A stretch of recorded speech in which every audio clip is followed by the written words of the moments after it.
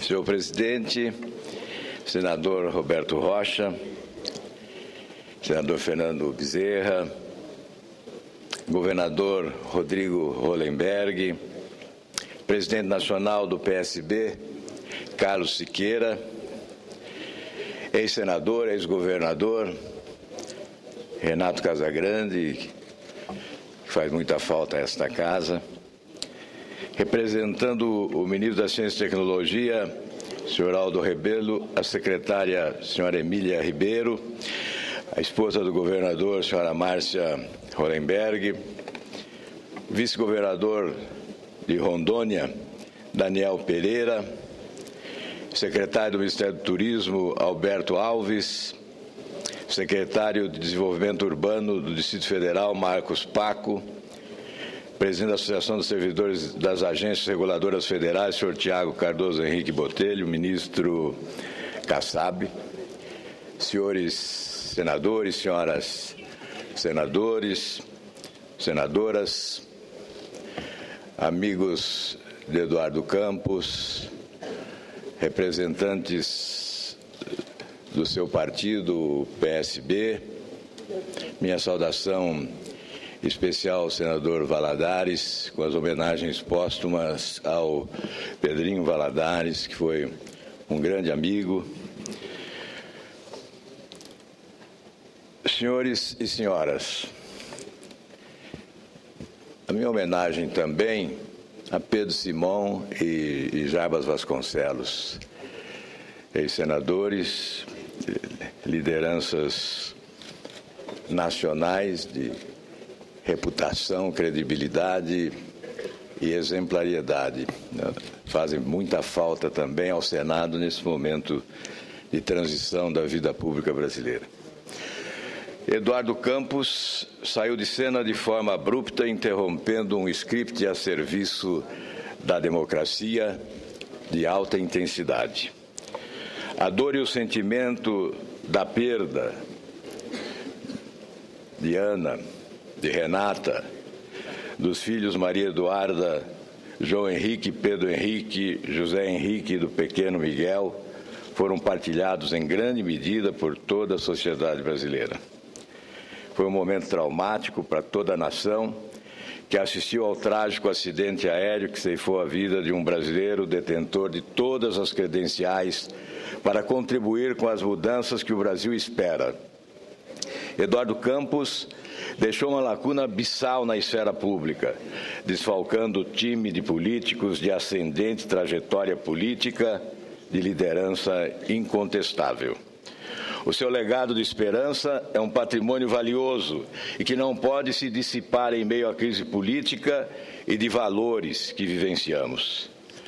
Precisamos defender arduamente essa herança, esse legado. Eduardo Campos clamava pelo resgate do bom debate, da utopia, da leveza e o respeito da sociedade. Seu chamamento emblemático deve ser amplificado. Não podemos desistir do Brasil. A sua indignação, o seu sonho, o seu desejo de ter um Brasil melhor são postulados que devem ser reafirmados no marco de sua máxima: não vamos desistir do Brasil.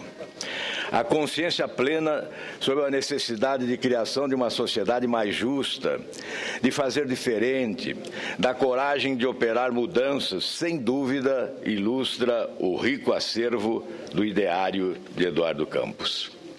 É inegável que, com base na sua legenda partidária, o PSB, um partido político estruturado e que se apresenta como uma alternativa legítima no mosaico da democracia brasileira, ele enxergou com nitidez a necessidade de construir um novo tempo, livre das amarras de um modelo abjeto de administração pública que impera em nosso país. Em que pese a envergadura do desafio, Eduardo Campos sabia que as instituições da República, em particular os poderes constituídos, não podem cultivar o sentimento da intimidação nem retardar a realização da tarefa. A corrupção em qualquer governo não pode ser adotada como método administrativo. Nem a ineficiência pode ser acolhida como modelo de resultado de gestão. Quando o chefe de um poder constituído sabe e nada faz para coibir severamente a prática da corrupção em sua instituição ou finge não saber de sua existência, deixando atuar corruptos e prevalecer a ineficiência, efetivamente atua de maneira imprópria, abusa da confiança pública, serve de exemplo negativo a seus subordinados e macula a reputação das instituições. Infelizmente, no Brasil, corrupção e ineficiência tornaram-se marca na última década. O custo cívico e financeiro para as gerações atuais e futuras desse desmando, dessa institucionalização do balcão de negócios é incomensurável, gigantesco, colossal. A população brasileira que trabalha arduamente não merecia o que está recebendo em troca dos impostos que paga. Muito menos expor seus filhos a exemplos tão repugnantes, patrocinados por homens e mulheres maduros que deveriam se envergonhar com as notícias que leem sobre suas próprias práticas. A relação público-privado, em bases de compadrio, não pode e não deve mais florescer no Brasil. Não podemos desistir do Brasil. Eduardo lançou sua crença, sua fé, sem esquecer o resgate da utopia e da leveza. Eduardo faz muita falta ao Brasil. Muito obrigado, senhor presidente.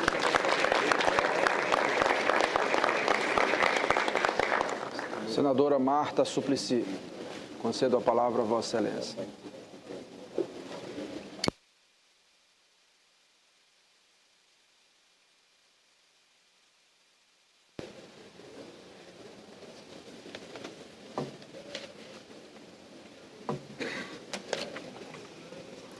Prezado senador signatário dessa homenagem, senador Roberto Rocha, senador Fernando Bezerra, querida Márcia Hollenberg, Rodrigo Hollenberg, governador do DF, ministro das Cidades Gilberto Kassab, governador, presidente nacional do PSB, caro Carlos Siqueira, o presidente da Fundação João Mangabeira, governador do Estado do Espírito Santo no período 2011 a 14, senhor Renato Casagrande, representando o ministro da Ciência, Tecnologia e Inovação, Aldo Rebelo, a secretária executiva, senhora Emília Ribeiro, e caros amigos e admiradores de Eduardo Campos.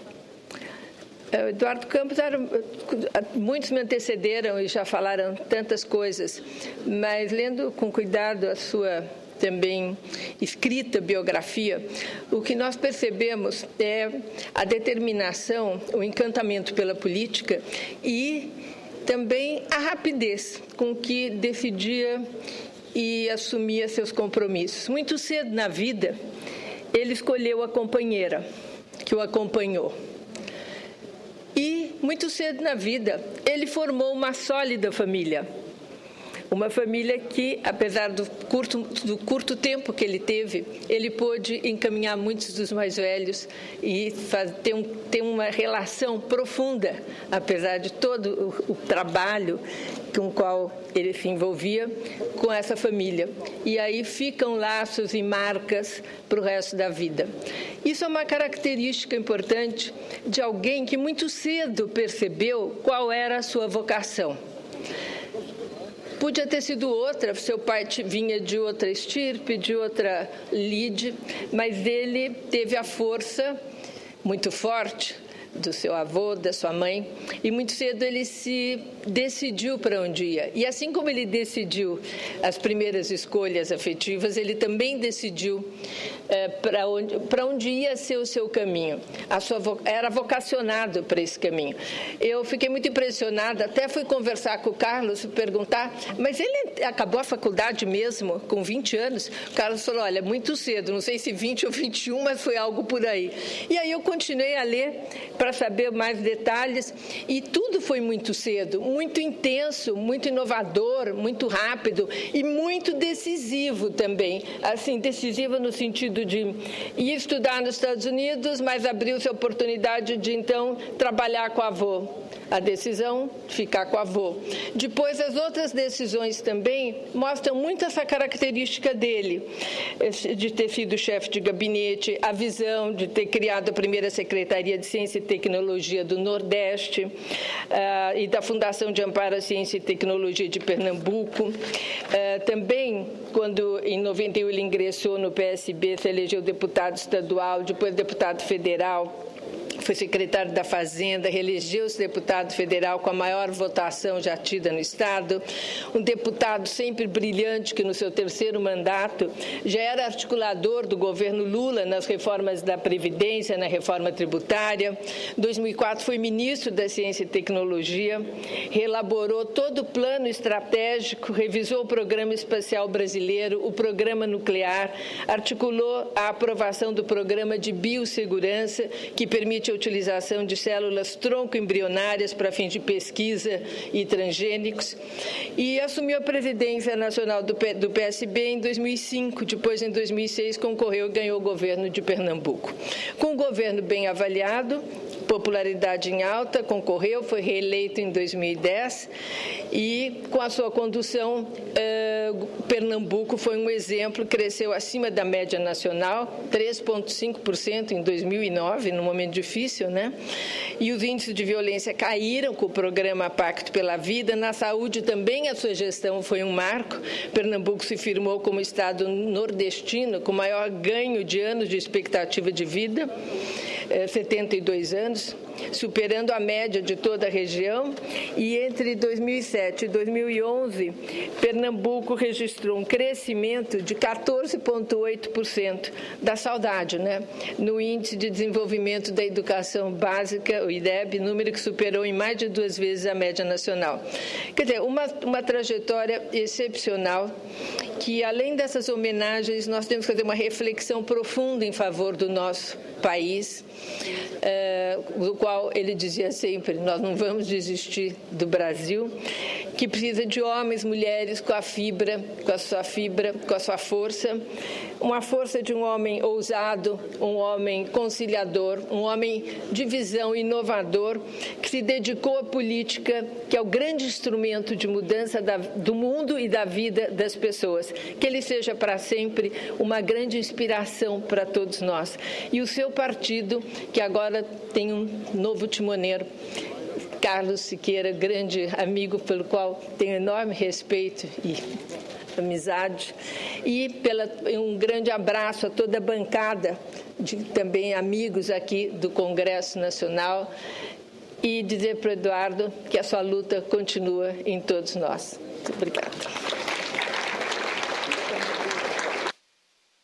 Obrigada, senadora Marta. Senador Carlos Valadares, Vossa Excelência tem a palavra. Vamos ouvir o...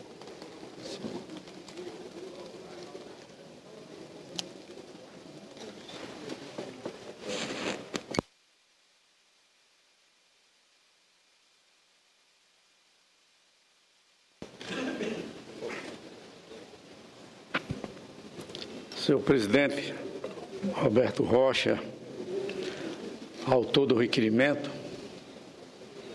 senador emérito do PSB do Maranhão,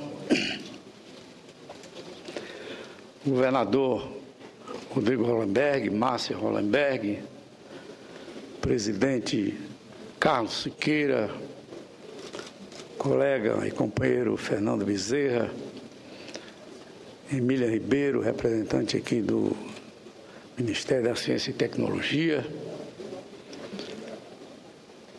presidente Casa Grande da Fundação João Mangabeira, senadores e senadoras, autoridades, convidados para esta solenidade.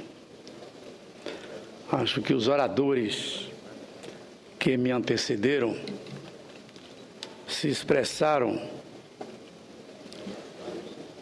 de forma a mais adequada possível, retratando e expressando, numa síntese extraordinária, a personalidade e a figura, que podemos dizer, inesquecível e histórica, de Eduardo Campos, pelo exemplo edificante que ele deixou para todos nós, para os mais jovens, de que como se deve empreender a luta política, respeitando o adversário, utilizando-se desse instrumento de articulação do ser humano com outros seres humanos para fazer o bem e trabalhar em benefício da humanidade.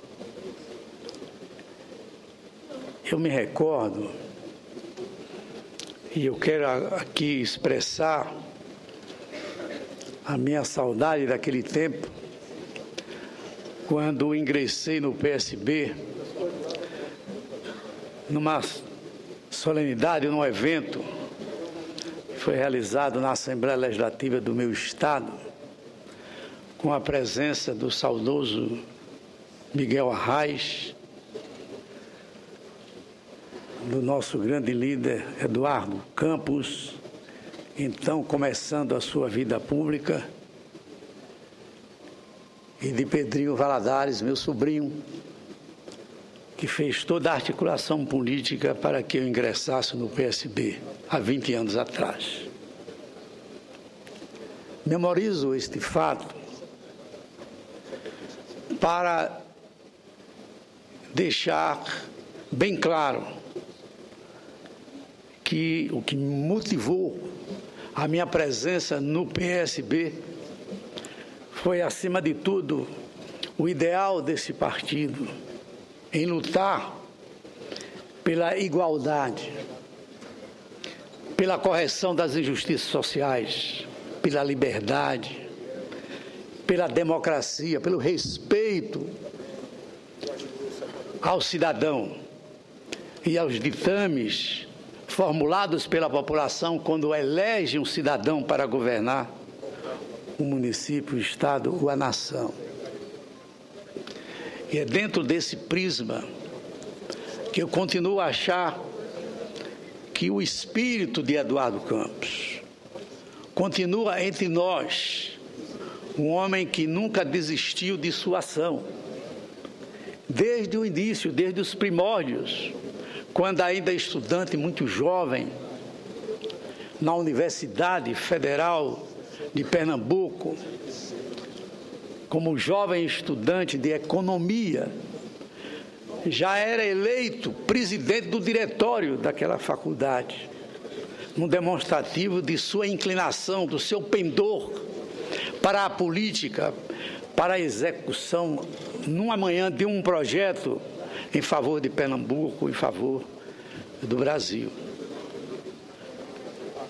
A lembrança de Eduardo Campos significa, antes de tudo, um estímulo para que continuemos a sua luta, que edifiquemos o seu trabalho, que tenhamos a sua personalidade como exemplo para as gerações atuais e as futuras gerações. Quando ele afirmava que no dia em que o pobre e o rico, o político e o cidadão, o empresário e o trabalhador estudarem na mesma escola, nesse dia teremos o Brasil que queremos. Essa sua pregação, ele o fazia de uma forma ideal,